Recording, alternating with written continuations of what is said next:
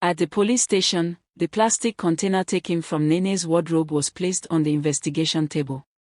The officers handled it carefully. One of them said, "We must test this chemical immediately. If it matches the poison we found in the juice, then we will finally know the truth." The police chemist was invited. He wore his white coat and gloves. He took samples from the container and samples from the juice bottle. For hours, he carried out different tests in the laboratory. The officers waited patiently.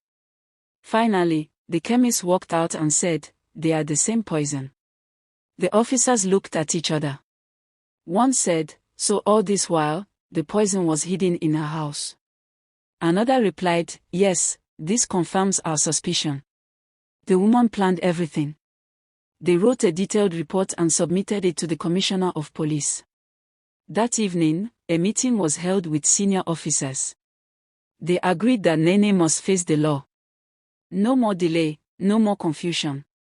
She was the one who gave her son the poison juice, hoping to kill his classmate. Now, the evidence was clear. The case that looked confusing before had finally reached its conclusion. The next day, the Inspector General of Police addressed the press at the headquarters. Journalists filled the hall, their cameras flashing. The IG stood tall and spoke with authority. "Ladies and gentlemen of the press, after careful investigation, the police have confirmed that the poison which killed teacher Nancy was found inside the house of Mrs. Nene. Laboratory tests show that it is exactly the same substance that was in the juice bottle. Therefore, we can now declare that the innocent child, Samantha, has been cleared of all accusations. The real suspect is Nene, who will face the court." The journalist scribbled quickly as the IG continued. "This case is a lesson to every parent.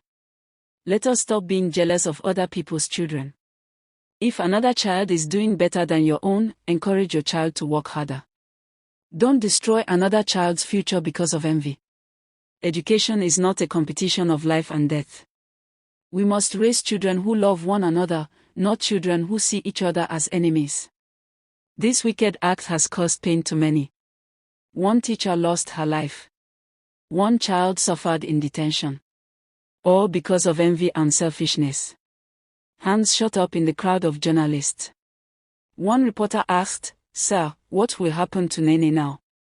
The IG replied firmly, "She has been charged. Very soon she will appear in court to answer for her crime. She will remain in police custody until the court sits. Justice must take its full course. The police will never allow such wickedness to go unpunished." Another reporter asked, "What about the boy, King?" The IG paused and said, "The boy is still young. He did not know what was in the juice. He will be treated as a witness, not a suspect." When Samantha's parents heard the news, they fell on their knees and wept. Her mother lifted her hands to the sky. "Thank you, Lord. My daughter's name has been cleared. The whole world will now know she is innocent. She will no longer live under shame." Her father hugged her tightly. "My child, I told you the truth always wins. Those who plan evil will never go free. Today, God has answered our prayers." Samantha also cried tears of joy. She said softly, "Daddy, Mommy, I am free at last. Nobody will call me a criminal again." Meanwhile, in the police station, Nene sat on a wooden bench with her face buried in her palms. Her wrapper was loose, and sweat rolled down her cheeks. She kept muttering, "This is not possible. How did they find it? I hid it well. Who betrayed me? Who entered my room?" The female officer on duty looked at her and shook her head. "Madam, stop deceiving yourself. You have been caught. The evidence is clear. You cannot hide anymore. You caused the death of an innocent teacher. You nearly destroyed a little girl's life. Now you must face the consequences." Nene looked up angrily and shouted, "I did not kill anybody. I was only trying to help my son. Why should that girl always take first position? Why should my child always be second? I wanted to remove the obstacle in his way." The officer frowned. "So you admit it? You wanted to remove Samantha. But instead of your enemy, the teacher drank the juice and died. Can't you see how foolish your plan was? Jealousy blinded you. You wanted your son to shine by force. Now you will face the law. Your hands are stained with blood. King was brought to see his mother briefly. His eyes were red from crying. Mommy, why did you do this? He asked. Now everybody knows the truth. They will laugh at me in school. They will call me the son of a murderer.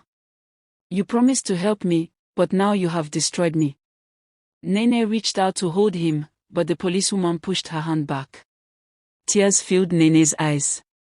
My son, forgive me. I wanted you to be the best. I never wanted this to happen. King shook his head sadly and walked away. By evening, the officers completed the paperwork. Nene was moved from the interrogation office to the main police cell. The iron gate creaked as it opened. The officer pushed her inside and locked it firmly. Other women in the cell looked at her curiously. She sat on the bare floor, weak and broken. Her mind replayed everything, her plan, her lies, and her downfall. Outside, the city buzzed with the news. People said, the wicked woman has been caught. Samantha slept peacefully that night, while Nene lay awake on the cold cell floor. Justice had finally caught up with her. Stay tuned for the final episode.